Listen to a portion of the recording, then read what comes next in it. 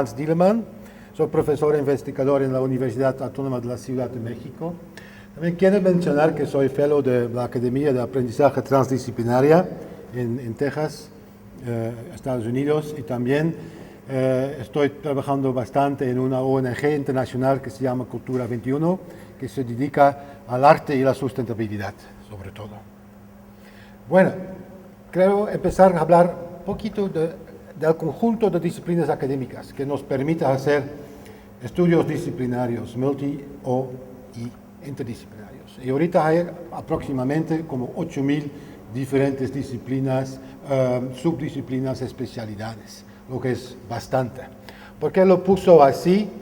Porque el espacio, dijo Basarab Niculescu, es el autor del Manifiesto de la Transdisciplinaridad, el espacio entre las disciplinas es como el vacío entre las galaxias, estrellas y planetas.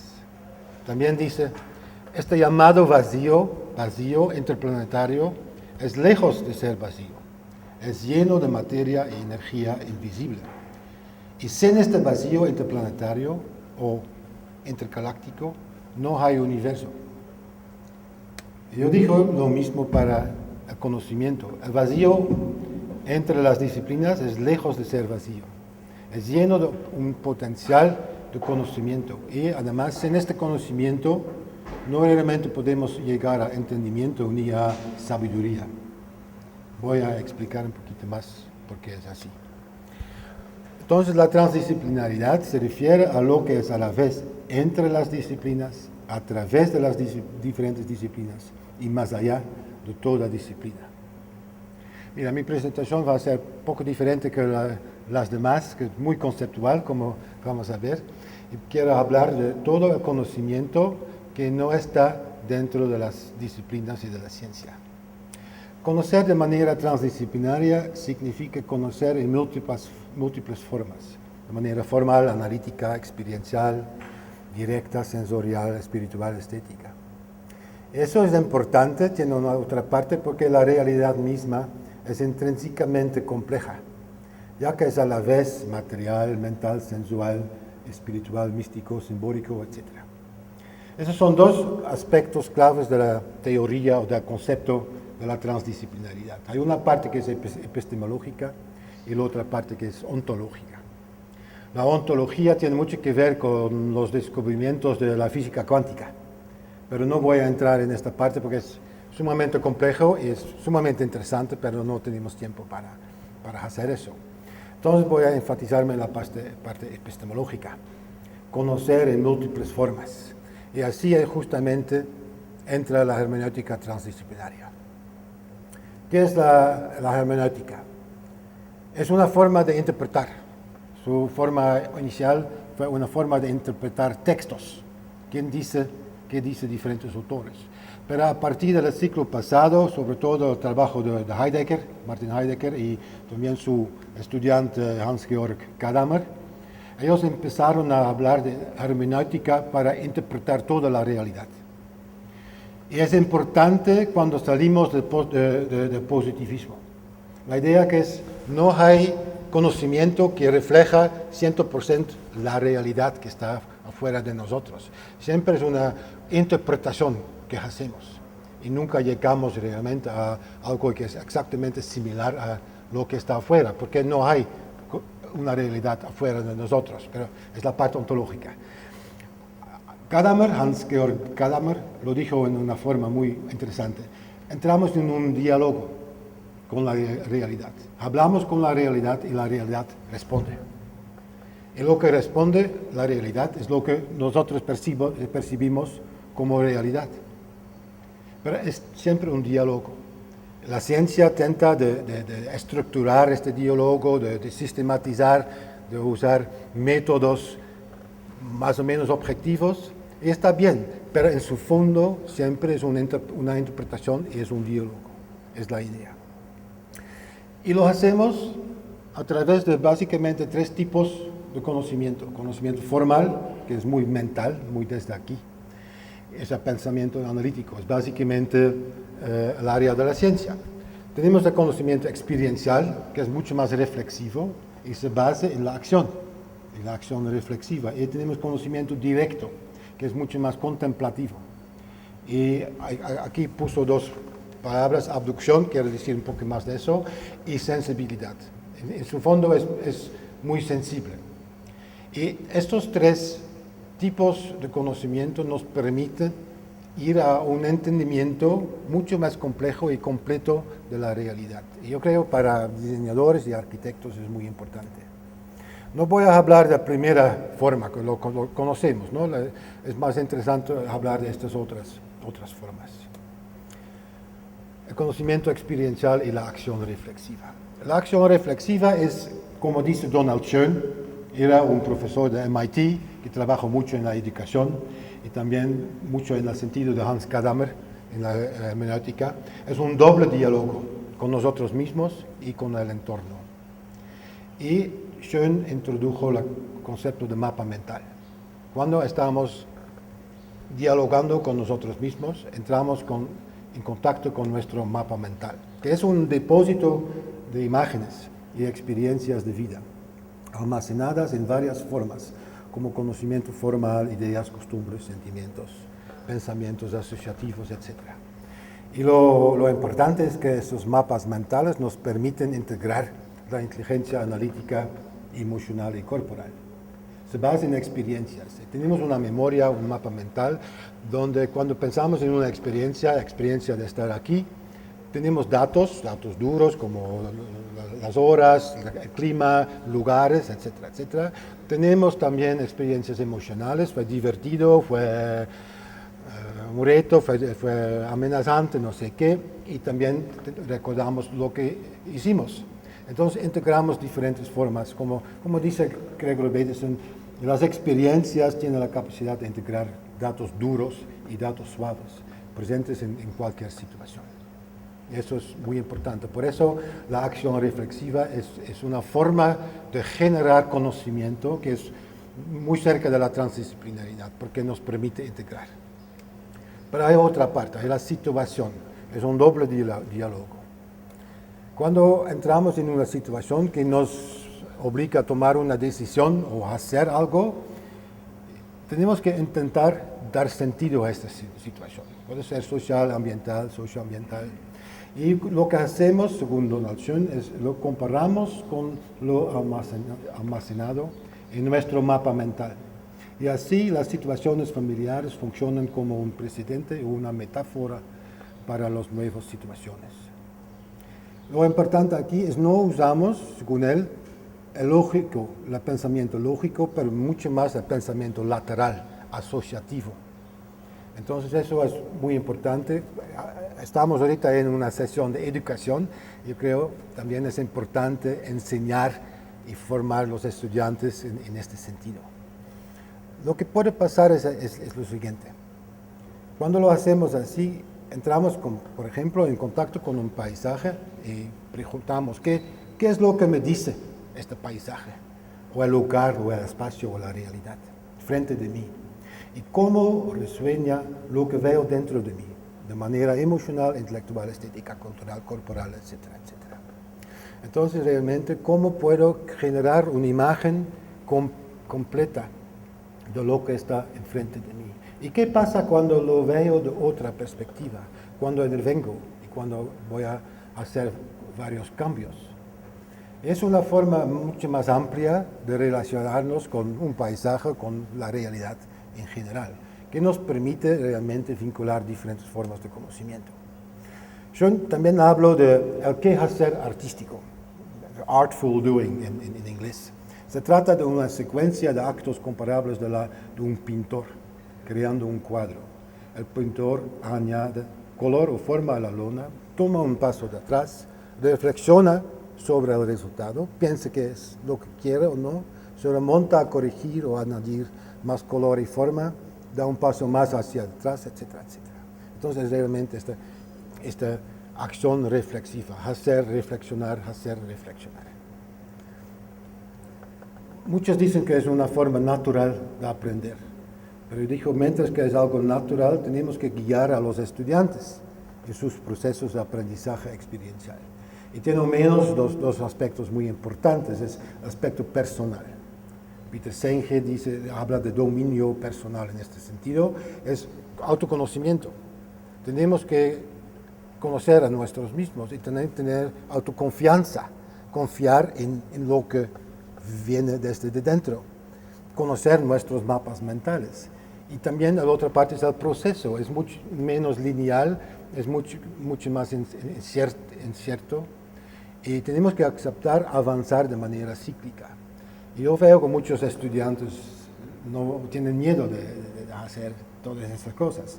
Entonces es algo que tenemos que enseñar en mi perspectiva, y mientras que es algo natural. Y cómo enseñar, hay básicamente una forma de hacer, a través de hacer y reflexionar. Hay otra forma, también el conocimiento directo, contemplativo. Y es conocimiento que no puede ser entendido en términos de procesos mentales o de la experiencia acumulada en lo largo del tiempo. Es un saber que se presenta sin razonamiento en un flash o desde de dentro, de intuiri. Es como un mundo que algunos describen como nuestra esencia, nuestra alma o espíritu. Es lo que es para muchos científicos algo que es un poquito amenazante, ¿no? Es lo que es eso, no podemos tocar, no es tan tangible. Pero yo creo es bastante importante y también no es tan lejos de la ciencia. Entrar en contacto con nosotros mismos permite también establecer conexiones con el mundo exterior en maneras muy distintas a los procesos intelectuales o cognitivos o conceptuales. En mi texto en extenso yo hablo de diferentes ejemplos, no puedo entrar realmente en todos estos. La intuición nos conocemos.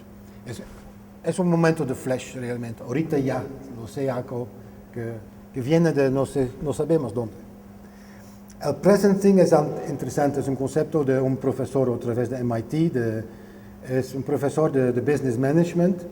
Es un neologismo, es una combinación de presence and sensing, el presente y sentir. Entonces en inglés puede ser presentir. Él dice cuando vamos a entrar de dentro, llama la fuente, podemos entrar en contacto realmente con la presencia y también con el futuro. Podemos sentir en un sentido las tensiones que hay en el mundo. Por ejemplo, ¿qué son los grandes retos para este ciclo? La sustentabilidad, la migración, la lucha de cosmovisiones, por ejemplo, son cosas importantes. Y así nos permite entrar en contacto con algunas de estas cosas y convertirnos en co-constructores en un futuro sustentable o en un futuro menos conflictivo, etcétera, etcétera. Sí, la sensibilidad animista es algo, el concepto de David Abram, es un autor muy importante, sobre todo en la ecología profunda, y él habla de las posibilidades que tenemos de saber cosas, de conectarnos con la naturaleza que no son conceptuales. Por ejemplo, todos tenemos la posibilidad de saber la hora sin tener un reloj grande o pequeño. Pero como nos relacionamos con la tecnología, olvidamos esta capacidad. Todos tenemos la capacidad de predecir cómo va a ser el clima en 2 o 3 días, pero ahorita no lo sabemos, no podemos, porque olvidamos esta capacidad. Entonces hay muchas capacidades de conectarnos con la naturaleza, y él habla de eso. El tercer ojo es algo muy espiritual, es el ojo que pintan los hindús a veces, pero tiene una conexión con la glándula pineal que está realmente algo dentro de nuestro cerebro. Y René Descartes habló de eso, justamente en el contexto de que es algo que nos permite integrar diferentes conocimientos. Entonces es espiritual, pero tiene algo muy corporal también. Y finalmente la abducción.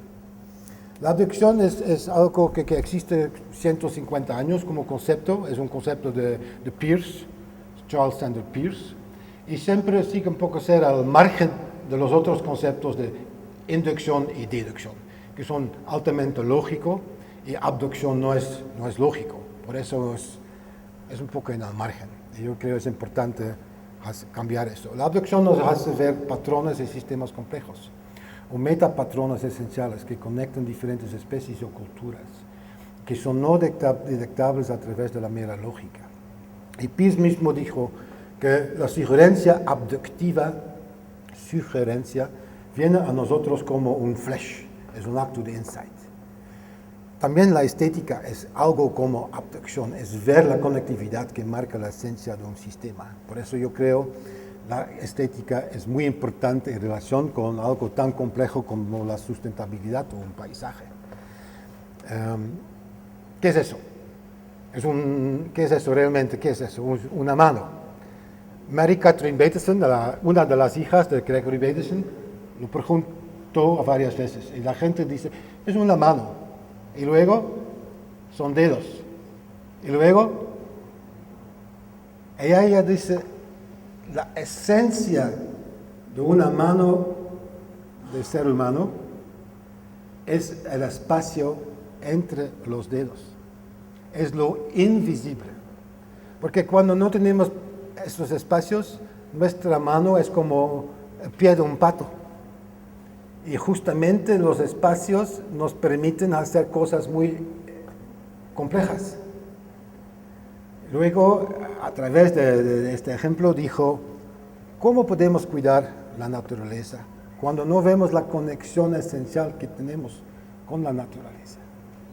Entonces, es una forma de decir, tenemos que salir de únicamente ver lo material, tenemos que ver cosas diferentes, también tenemos que ver lo invisible. Y es justamente algo que podemos hacer a través de un tercer ojo o la abducción. Existen varias maneras de enseñar y también yo creo que es importante y dentro de un contexto de una universidad no es fácil. La meditación, la participación en diversos rituales o ceremonias, danzas sagradas, varias artes en general y artes marciales en particular. Es una foto de un centro de transdisciplinaridad en la Universidad Veracruzana, donde hay un tal tipo de centro. Otra vez un poco al margen de la universidad, pero bueno, existe. Y realmente no es fácil. Hay mucha gente que no acepta este centro porque es muy lejos de trabajar con la mente, ¿no? Bueno, la hermenéutica transdisciplinaria, y voy a terminar, tiene tres aspectos. Llenar la mente, básicamente lo que hacemos en la universidad es llenar la mente de los estudiantes, ¿no? Ahorita, más y más, también estamos conscientes de la acción de actuar reflexivamente, lo hacemos también, pero liberar la mente, que es el inverso en un sentido de llenar, es algo que es todavía muy, muy lejos. Entonces, yo creo que podemos ver a la práctica hermenéutica transdisciplinaria como una secuencia espiral de momentos de pensar, actuar y estar.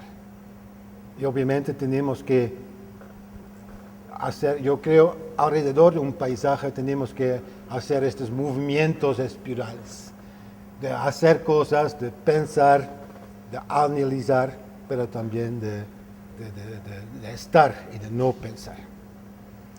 Y yo creo que tenemos que buscar una alternativa para estas formas tan lineales de hacer las cosas. Porque todavía también yo revisé varias currículas de diseño de paisaje y como casi siempre son empezamos con una visión, un diagnóstico, vamos a llegar a un acuerdo, vamos a hacer estudios prácticos, estudios de factibilidad y finalmente vamos a implementar. Y yo dije, tenemos que cambiar este asunto para también confrontar un poquito. Yo dije, tenemos que empezar inmediatamente con la implementación. Es la acción reflexiva.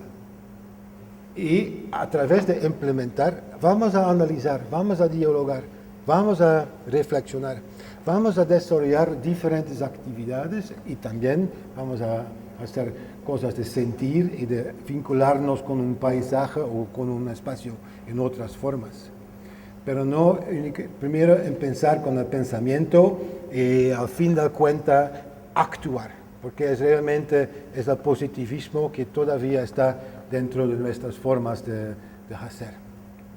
Y también yo tengo varios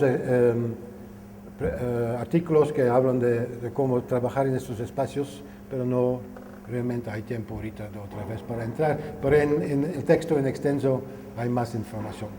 No tengo conclusión, es todo, entonces muchas gracias.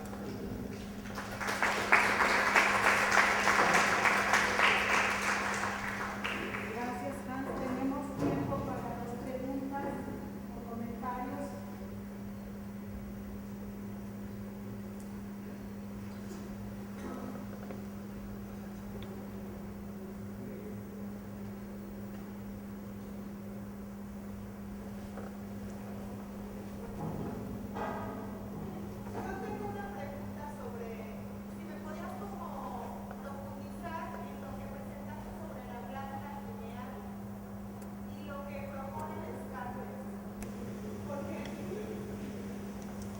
Déjame ver así.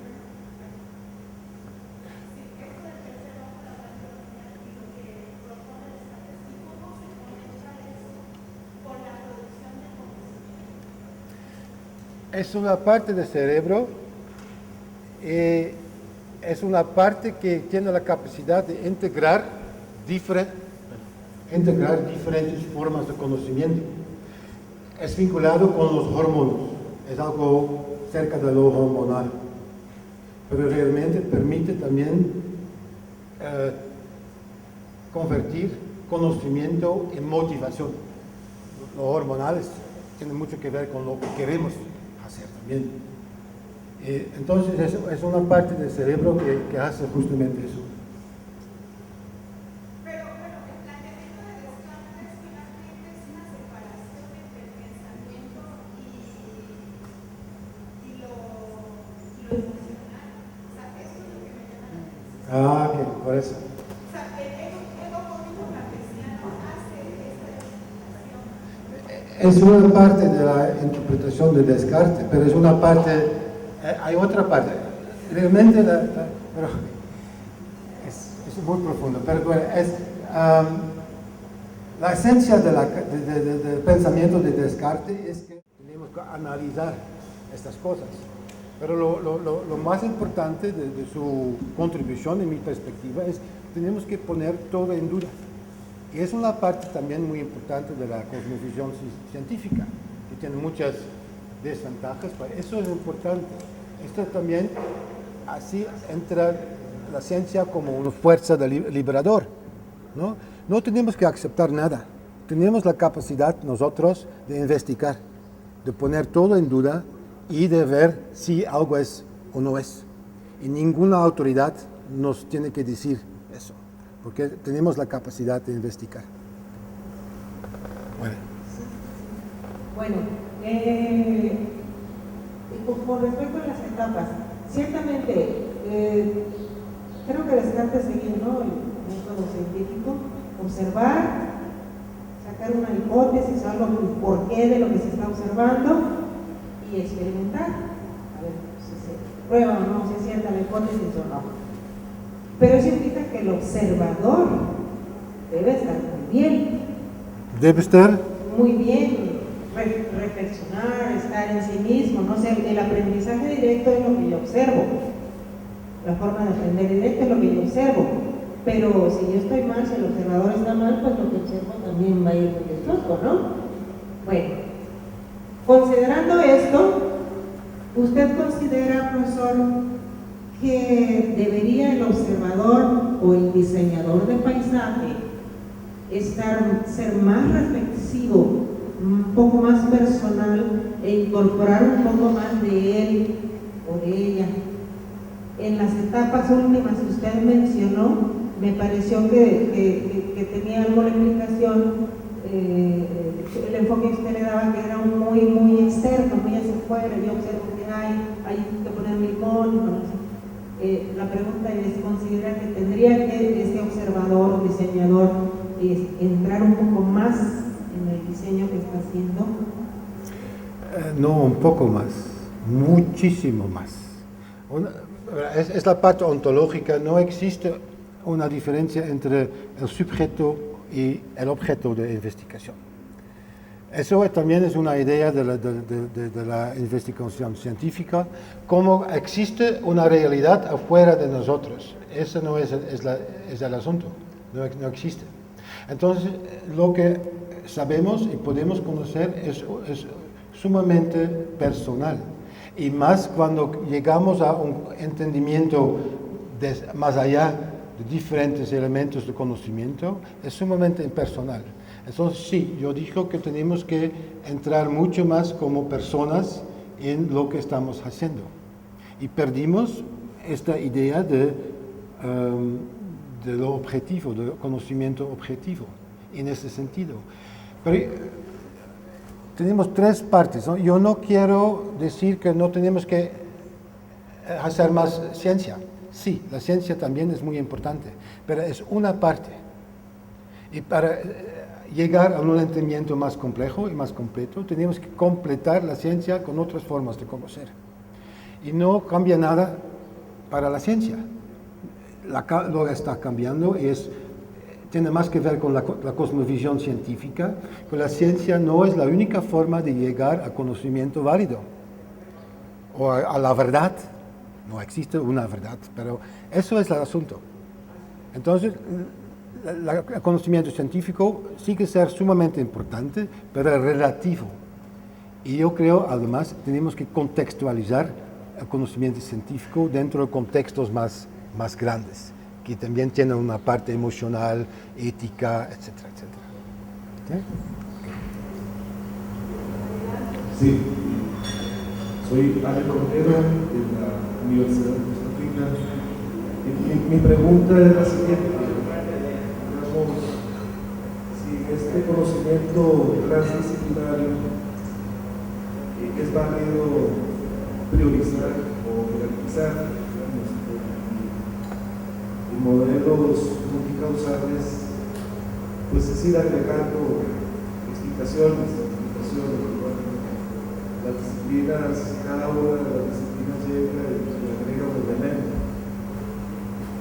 Como viste, digamos, es como un proceso de ir sumando, digamos, explicaciones.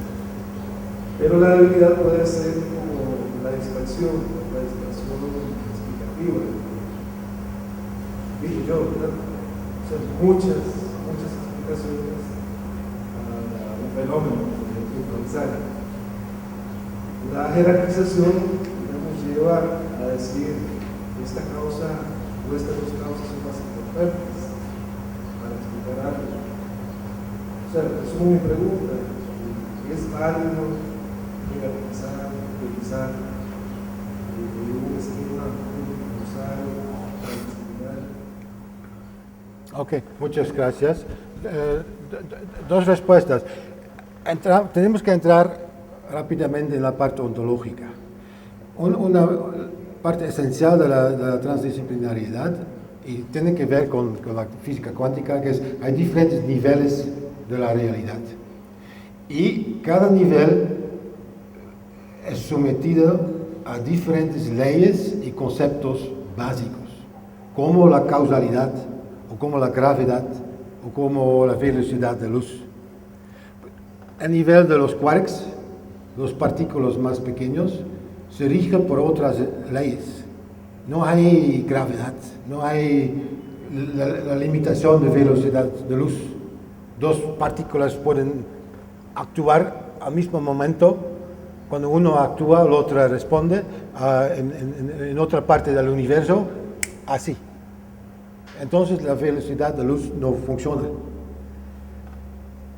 Basado en esta idea, Nicolescu dice, pero también Werner Heisenberg, por ejemplo, el premio Nobel, dice que hay diferentes niveles y cada nivel tiene sus leyes y conceptos básicos.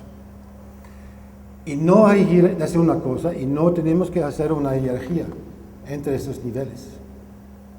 Son nada más que son diferentes niveles en la realidad y lo importante es que podemos conocer estos diferentes niveles a través de órganos de percepción correspondientes. Entonces, no hay sentido entrar en las emociones a través de la ciencia.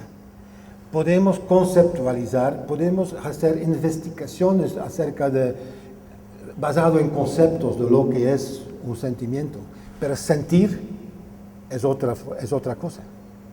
Entonces la ciencia puede hacer una reflexión sobre el fenómeno, el concepto de sentimiento. Pero es otra cosa que sentir. Sentir y entrar en la realidad a través de sentir va con otras leyes.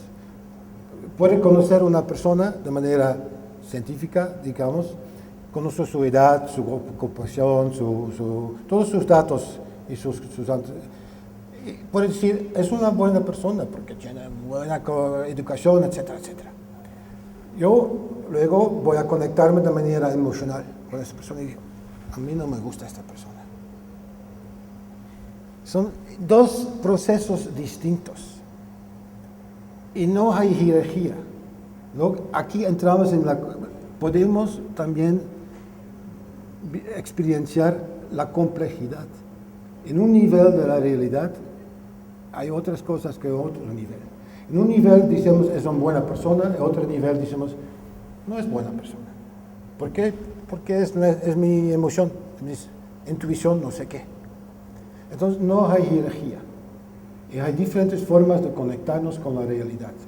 Lo importante, no hable de arte, porque el arte es en todo eso, en el sentido, en la narración, por ejemplo, cuando aceptamos con la realidad es mucho más compleja y tiene diferentes niveles y nos dice cosas distintas y hay mucha ambigüedad y hay al mismo momento y tenemos que hacer interpretaciones. El arte es una forma mucho más adecuada para relacionarnos con la ciencia, con la realidad. Porque una novela, por ejemplo, una narración, nos permite interpretar algo en diferentes formas.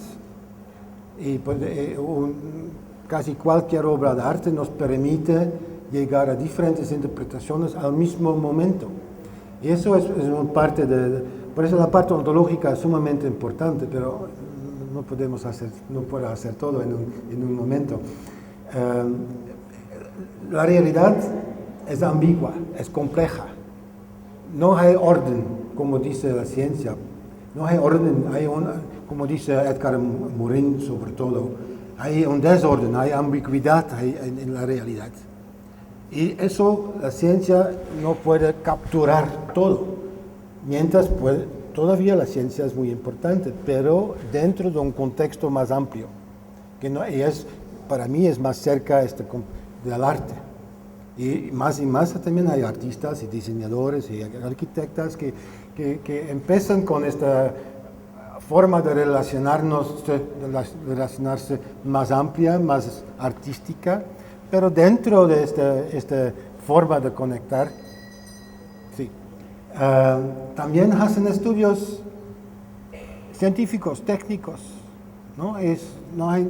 Obviamente hay que hacer eso también, pero tenemos que cambiar un poco el orden, no hay jerarquía. Agradecemos a Hans su presentación. Gracias. Bueno, quería hacer una pregunta. En relación con el tiempo y el orden, pediríamos si puede ser para el cierre de esta mesa que podemos retomar. Pues, gracias por la comprensión.